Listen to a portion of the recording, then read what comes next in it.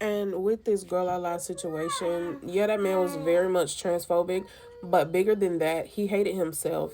You cannot continue to choose people, and I get it, it's a psychological reason I broke down in my other video, but you cannot continue to choose people who are at war with themselves. You need to be with people who are established in their sense of self and confident in who the fuck they are and take up space like it. Nobody should be willing to hide you. Nobody should have anger issues and be willing to fight you over a minor disagreement or a major disagreement.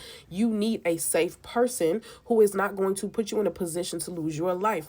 And I've broken it down in my videos. Like, this is something I don't play about. I talk about identifying a safe person, being with a person whose core values and whose embodiment is going to be kindness, compassion, gentleness, truly being a loving entity, not just to you, but to the waitress, not just to you, but to their neighbor, being a truly good person who is not at war with themselves in a way that they deny themselves access to their true desires.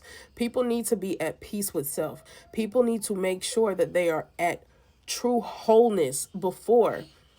You cannot continue. You can't afford to choose people based on your low self-esteem. You can't afford to choose people based on your safety, your mental safety and proximity to what's familiar.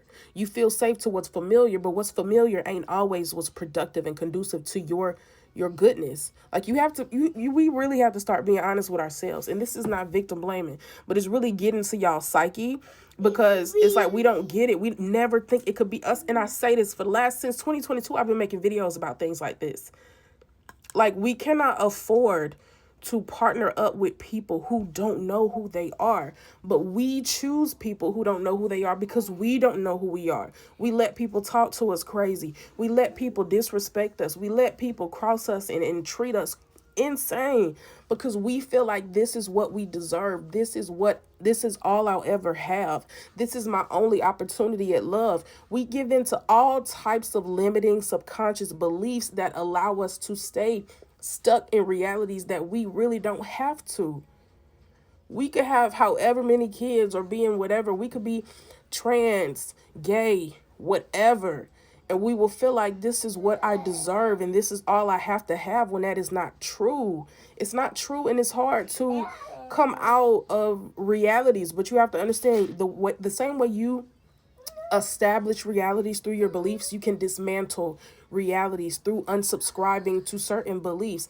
And if you take an assessment of your life and you see that this belief or this reality no longer fits you, it's time to start dismantling some things. And you dismantle things by beginning to question what it is that you are seeing on the day to day. You begin to question your motive. You begin to question your choices, your decisions.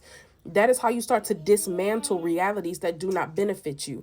And until you are bold enough, conscientious enough to question what you are seeing, you will continue to be stuck in these cycles where you are a perpetual victim. Some of us don't have to be unalive to be a victim. Some of us will just continue to choose a familiar hell where a man is impregnating us, or somebody's giving us incurable STDs, or something is going on that we feel like we can't escape. We are in cyclical relationships, same energy, same spirit, different person. We are continuing in these negative cycles because we love the dysfunction, but we refuse to admit to ourselves, maybe I do like to argue because it makes me feel like I'm at home. Maybe I do like this dynamic because I feel like this is what I deserve and I don't deserve anything more. Maybe it's time to start questioning and dismantling your realities. It really is.